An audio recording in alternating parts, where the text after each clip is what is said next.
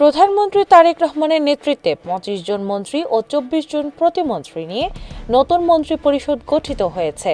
তবে ঘোষিত তালিকায় দলীয় রাজনীতিতে দীর্ঘদিন প্রভাবশালী হিসেবে পরিচিত বাংলাদেশ জাতীয়তাবাদী দল বিএনপির একাধিক জ্যেষ্ঠ নেতার নাম না থাকায় রাজনৈতিক অঙ্গনে আলোচনা শুরু হয়েছে।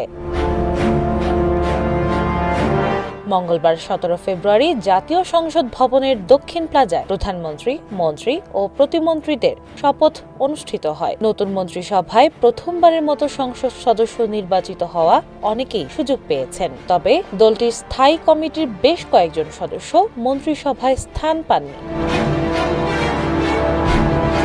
যাদের নাম ঘোষিত তালিকায় নেই তাদের মধ্যে রয়েছেন স্থায়ী কমিটির সদস্য মির্জা আব্বাস, আব্দুল মঈন খান, খন্দকার মোশাররফ হোসেন, নজরুল ইসলাম খান, সেলিমা রহমান, আমানুল্লাহ আমান এবং গয়েশ্বর চন্দ্র রায়। এছাড়া দলের জ্যেষ্ঠ যুগ্ম মহাসচিব রুহুল কবির রিজভী এবং ভাইস চেয়ারম্যান শামসুজ্জামান দুদুও নতুন মন্ত্রিসভায় অন্তর্ভুক্ত হননি।